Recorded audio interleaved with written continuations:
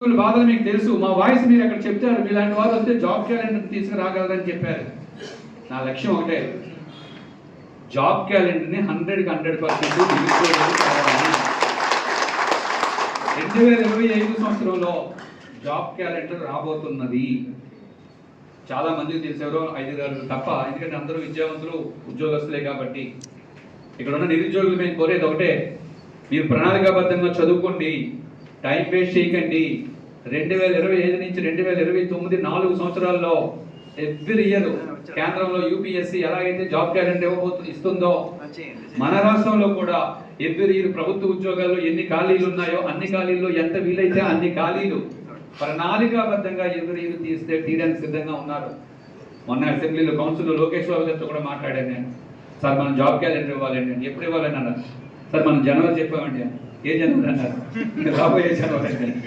Okay, అయితే దాన్ని నువ్వు కోఆర్డినేట్ చేసుకో అని చెప్పారు. కాబట్టి నెక్స్ట్ మంత్ నేను అక్కడ కూర్చొని అయినా సరే, డిసెంబర్ నెలలో నేను మళ్ళీ విజయవాడలో కూర్చొని అయినా సరే ఎంత వీలైతే అంత తొందరగా జాబ్ క్యాలెండర్ వచ్చేయడానికి సిద్ధంగా ఉంది. ఇక్కడ చాలా మంది నిరుద్యోగులు ఉన్నారు, మీకు బయట ఫ్రెండ్స్కి చెప్పాల్సిన అవసరం ఉంది. చెప్పండి ఏంటంటే, ప్రస్తుతం ఉన్న గ్రూప్ 2, గ్రూప్ 1, డిప్యూటీఓ 19 నోటిఫికేషన్లు ఇవన్నీ పూర్తి అవ్వడానికి 2025 జూన్, జూలై అవడానికి అవకాశం ఉంది. కాబట్టి ఏపీపీఎస్సీ చైర్మన్ మేడం గారు ఏమంటున్నారంటే, ఇవి అయిన తర్వాత మనం జాబ్ క్యాలెండర్ ఇద్దామని మేడం గారు అన్నారు. మేము చెప్పేది ఏంటంటే, క్యాలెండర్ ముందు ఇచ్చేద్దాం. క్యాలెండర్ ముందు ఇచ్చేస్తే నోటిఫికేషన్ ఎప్పుడు, ప్రిలిమ్స్ ఎగ్జామ్ ఎప్పుడు, మెయిన్స్ ఎగ్జామ్ ఎప్పుడు, ఇంచుమించు 10 months గా ఇచ్చిస్తే స్టూడెంట్స్ దానికి అనుగుణంగా చదువుకుంటారు.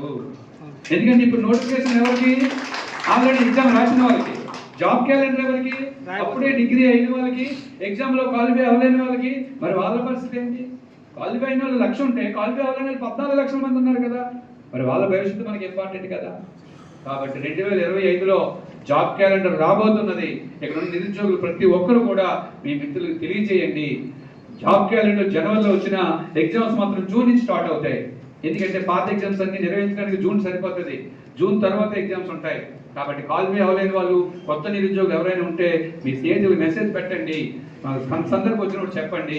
2025 జూన్ తర్వాత కొత్త పరీక్షలు పెట్టడానికి సిద్ధంగా ప్రభుత్వం ఉందనే విషయాన్ని మీరు చెప్పాలని నేను కోరుతున్నాను.